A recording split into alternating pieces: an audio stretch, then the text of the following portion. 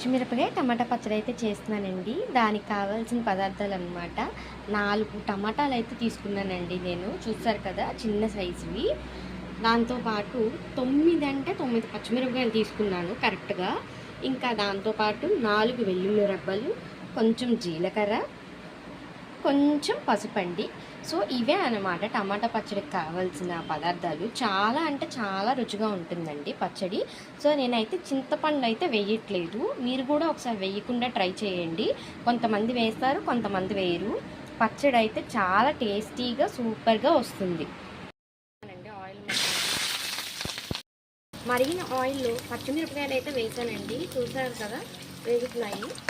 ఇవి కాస్త white colour రావాలండి, బాగా వైట్ కాదు.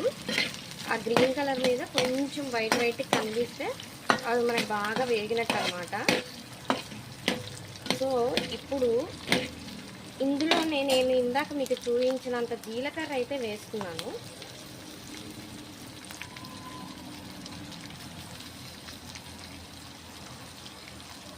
చూసారా?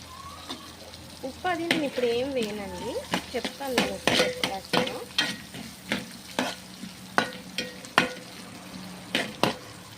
చూసారా? ఉప్పు బాగా వేగిపోయినాయి అన్నమాట. ఇంకిద్దనండి, ఇంకా వేగితే సరిపోతుంది. కళాయిలో నుంచి మిక్సీ జార్లోకి తీసేసుకున్నానండి. పచ్చిమిరపకాయలు వేయించిన జీలకర్ర వేసాను కదా ఇందాక, అది మిక్సీలోకి తీసేసుకున్నాను. ఇప్పుడు ఇదే బాండిలో మనం టమాటాలు వేసుకోవాలి, కొంచెం నూనె వేసి.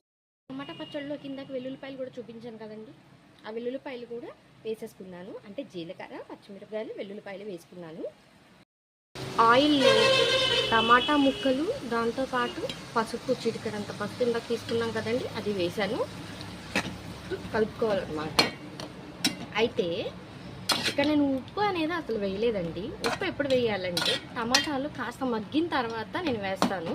అప్పుడే కాస్త టేస్ట్గా ఉంటుందన్నమాట. చూసారా? చాయ్ పసుపు వేసాను. మనం టమాటాలు ఆయిల్లో వేసిన తర్వాత కాస్త నీరు అనేది దిగిద్ది. కాసేపు ఆగిన తర్వాత మనం ఉప్పు అనేది వేసుకోవాలి, తగినంత ఉప్పు. ఇప్పుడు నేను ఇంత సాల్ట్ అయితే వేస్తున్నాను అనమాట. 1/2 స్పూన్ వేసాను నేను. సాల్ట్ వేసిన తర్వాత కలుపుకోవాలి. అయితే ఇది కూడా కొంచెం మగ్గుతుంది. ఇప్పుడు సాల్ట్ వేసాం కదా, ఇంకా కొంచెం మగ్గాలన్నమాట. మగ్గిన తర్వాత అప్పుడు ఆపేసుకొని ఫ్యాన్ దగ్గర ఆగేసుకోవాలి. ఇందాక చాలా వాటర్ ఉన్నాయి కదా, ఇప్పుడు చూడండి ఎంత చక్కగా దగ్గరికి అయిపోయిందో. చూసారా? చాలా దగ్గరకు వచ్చేసింది అనమాట. ఇప్పుడు బాగా చల్లారనివ్వాలన్నమాట. దీన్ని చల్లారిన తర్వాత అప్పుడు మిక్సీ పట్టాలి. ఇంకా వేయించుకున్న పచ్చిమిరపకాయలు మనం ఇలాగా మిక్సీ పట్టేసుకోవాలండి. ఇందాక వెల్లుల్లిపాయలు, జీలకర్ర వేసుకున్నాం కదా పచ్చిమిరపకాయలతో పాటు, అది ఫస్ట్ మిక్సీ పట్టేసుకోండి. ఆ తర్వాత టమాటాలు వేయి.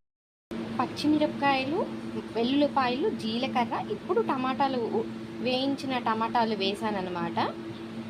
ఇప్పుడు మనం మిక్సీ పట్టుకోవాలి దీన్ని. అప్పుడు పచ్చడి సూపర్ టేస్ట్ ఉంటుందన్నమాట. పచ్చిమిరపకాయ టమాటా పచ్చడి అయితే రెడీ అయిపోయిందండి. చాలా అంటే చాలా బాగుంది. ఆల్రెడీ మిక్సీ పట్టిన తర్వాత నేను ఒకసారి టేస్ట్ చూసాను, అందుకే చెప్తున్నాను బాగుందని. ఇది మీరు కూడా ట్రై చేయండి, సేమ్ కొలతలతో చాలా బాగా వస్తుంది పచ్చడి. Hope you like this video. Thank you.